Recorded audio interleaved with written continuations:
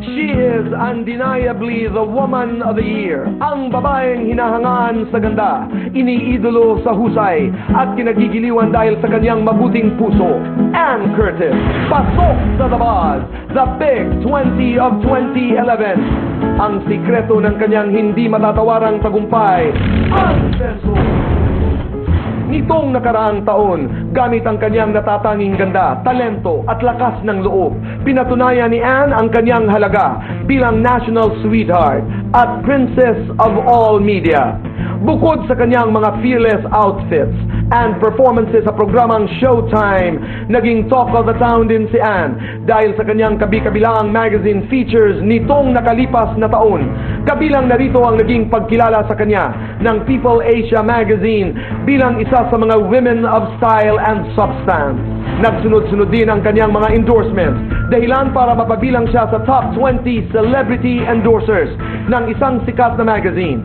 Ang lakas ng hatak ni Ann sa bayan napatunayan din sa social networking site na Twitter, kung saan siya ang pinaka-most followed Filipino with her over 2 million followers. Ang tagumpay na ito ni Ann, nadagdagan pa matapos siyang sumabak at magpasikat sa isa sa mga certified box office hit movies ng 2011, ang No Other Woman. Ano gagawin ninyo if the only man that you love is unfortunately married? Sinundan pa ito ng kanyang controversial album na itinuring niyang dream come true, ang Ambisyosa, na ngayon certified platinum record na rin. Sa lahat ng pagtatagumpay niyang ito, ang sikreto raw ayon kay Ann, ang pagpapakatotoo at pag-e-enjoy niya sa kanyang ginagawa. Sobrang happy ako. I feel so blessed and I just really, alam mo yun, lalo mong na-appreciate lahat ng pinagtatrabahuan mo kasi parang when people start to appreciate what you're doing, tulad ng album, bumibili naman sila, nakakatuwa, may sense of achievement ka.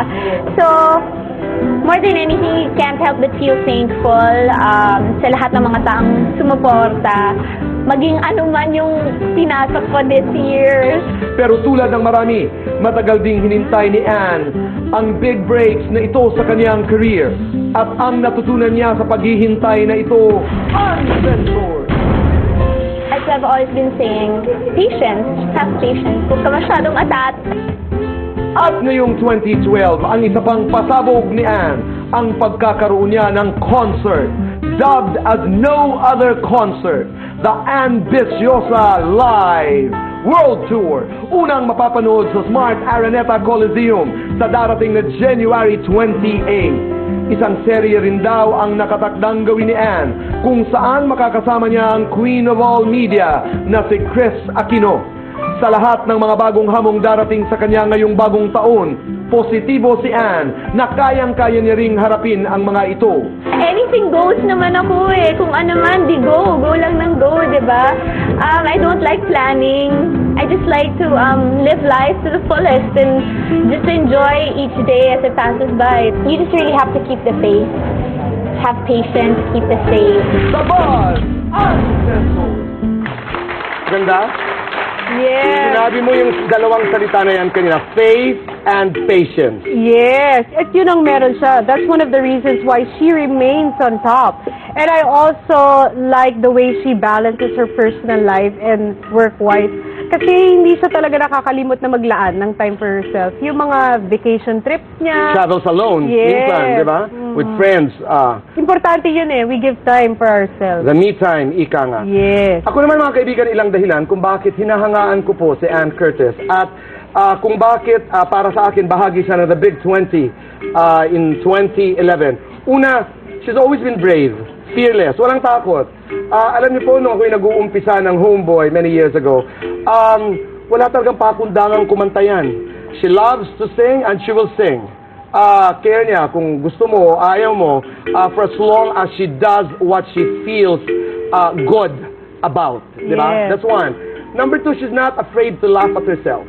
Bago pa man tawanan si Ann Curtis ang ibang tao, tinatawanan na niya ang sarili niya. Ate Ai, what is your opinion dito sa Big 20 ni Ann Curtis? Ako naman, si Ann Curtis. Yes.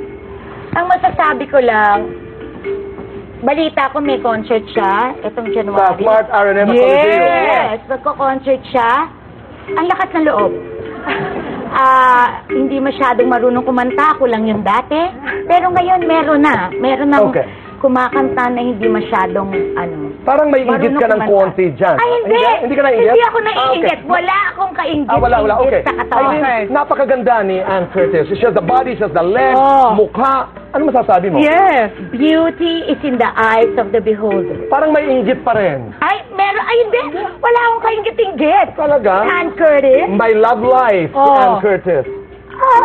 Maghihiwalay din yon. Darating din ang panahon. Oh. Konting time na lang. Eto na. Tama.